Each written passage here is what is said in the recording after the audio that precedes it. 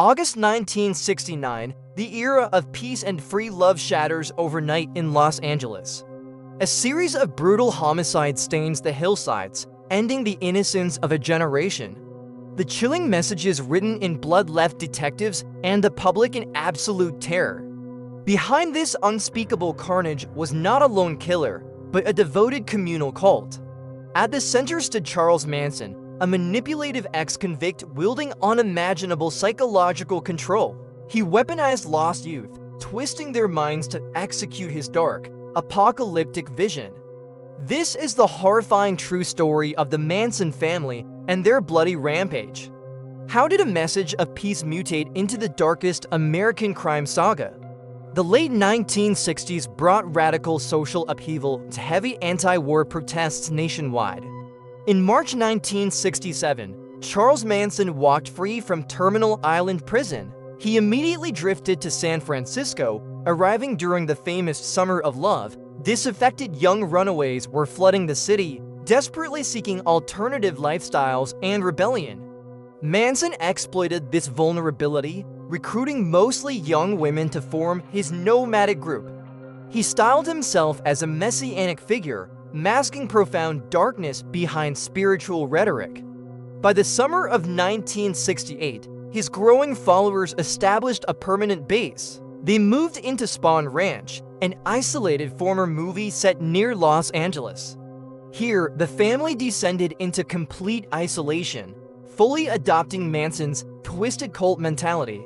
The socio-political tension of the era provided the perfect volatile backdrop for radicalization. The descent into fatal violence began in July 1969 with Gary Hinman.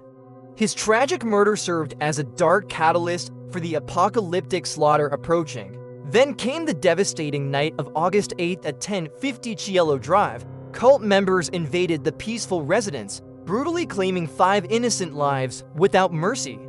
Among the tragic victims was actress Sharon Tate, who was heavily pregnant. Manson himself did not personally kill anyone at the ill-fated Cielo Drive estate. Yet, his followers executed his monstrous orders with absolute, unquestioning, and terrifying loyalty. The next night, the unhinged followers struck again at the nearby LaBianca home. Lino and Rosemary LaBianca were murdered, their home desecrated with bizarre bloody messages. To understand the massacre, we must trace the family's bizarre psychological downward spiral. They briefly lived with Dennis Wilson of the Beach Boys, seeking industry fame. When musical success eluded Manson, his bitter resentment slowly morphed into homicidal rage. He began prophesying an impending, catastrophic race war he ominously named Helter Skelter. Manson bizarrely claimed the Beatles' White Album contained hidden instructions meant for him. He believed these brutal killings would finally ignite this catastrophic societal collapse. The Spahn Ranch compound transformed from a hippie commune into an armed camp. Over 100 individuals passed through his toxic orbit at its terrifying peak. The group prepared for an imaginary apocalypse, stockpiling weapons in the desert heat. The initial police investigation faced massive hurdles connecting these random acts of violence. In October 1969, authorities raided Barker Ranch on unrelated auto theft charges. Manson and several followers were apprehended hiding in the desolate Death Valley terrain. Detectives remained unaware they had just captured America's most dangerous serial murder cult. The massive break in the case finally came from inside a jail cell.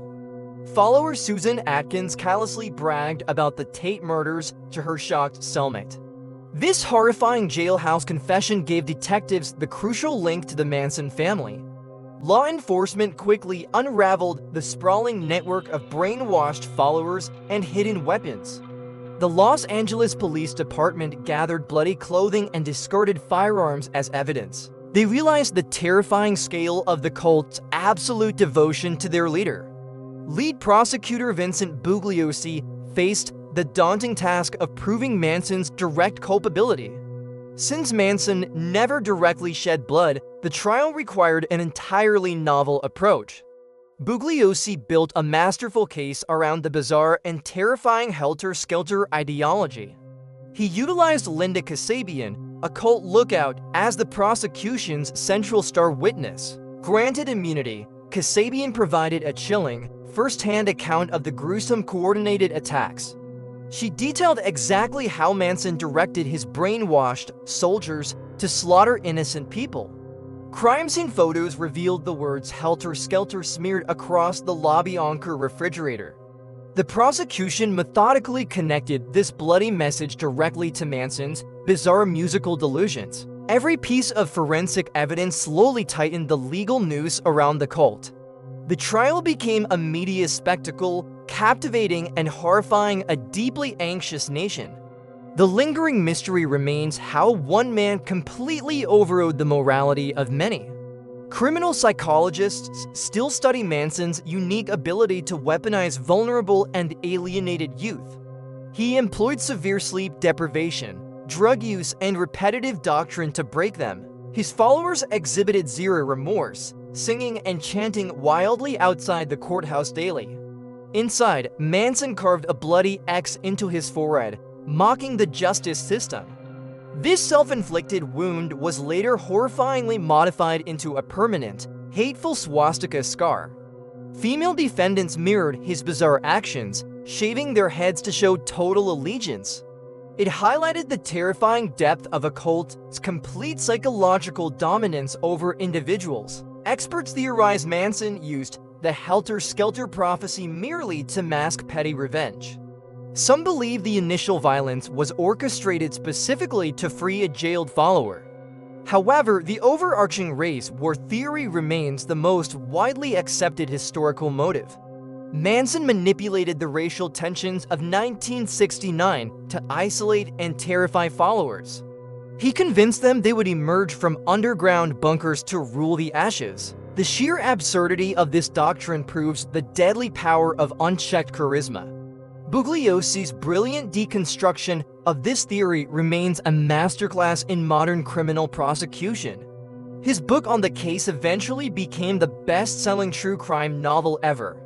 In January 1971, the jury finally delivered their long-awaited, decisive guilty verdicts. Manson and his key enforcers were rightfully sentenced to face the death penalty. However, the California Supreme Court officially abolished capital punishment in 1972. Their sentences were automatically commuted, condemning them to spend life behind iron bars. Charles Manson finally died in a state prison in 2017. He was 83 years old, leaving behind a legacy of pure, unadulterated evil. The Manson family murders permanently closed the book on the hopeful 60s counterculture. Their dark crimes remain a definitive, chilling warning about the dangers of manipulation.